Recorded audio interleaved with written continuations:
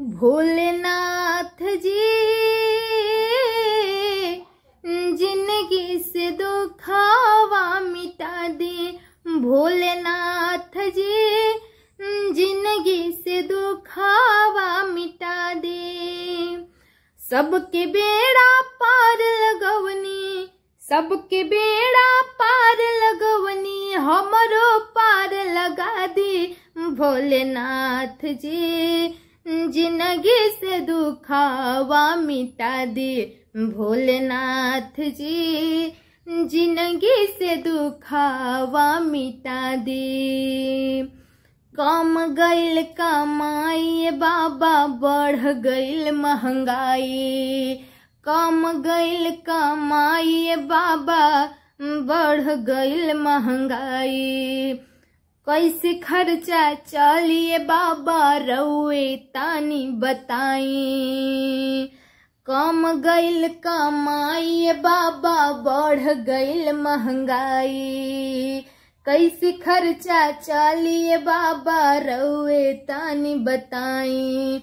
हम त बड़ा कष्ट में बानी, हम त बड़ा कष्ट में बानी, हमरो कष्ट मिटा दी। भोलेनाथ जी जिंदगी से दुखावा मिटा दी।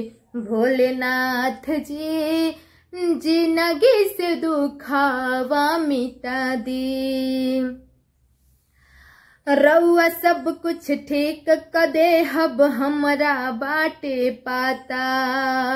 रउए बानी ज्ञानी बाबा रउए भाग्य विधाता। रउआ सब कुछ ठीक कदे हब बाटे हमरा पाता।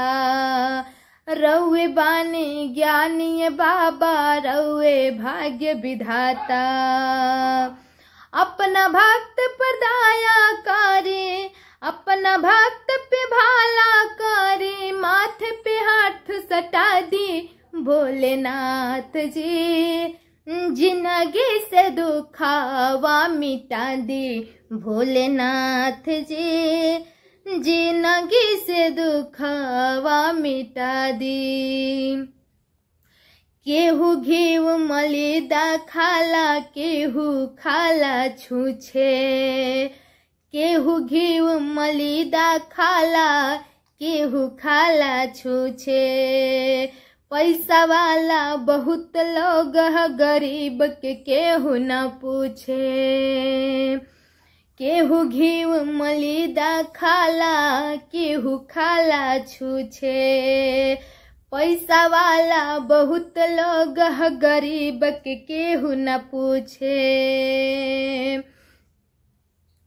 अपना भक्त पर भाला करे, अपना भक्त पे भाला करे, गरीब के भाग जगा दी।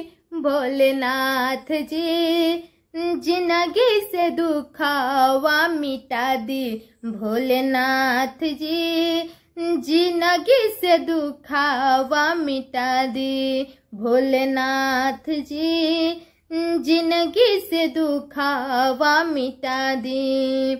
सबके बेड़ा पार लगवनी, सबके बेड़ा पार लगवनी, हमरो पार लगा दी। भोलेनाथ जी जिंदगी से दुखावा मिटा दी। भोलेनाथ जी जिंदगी से दुखावा मिटा दी। भोलेनाथ जी जिंदगी से दुखावा मिटा दी।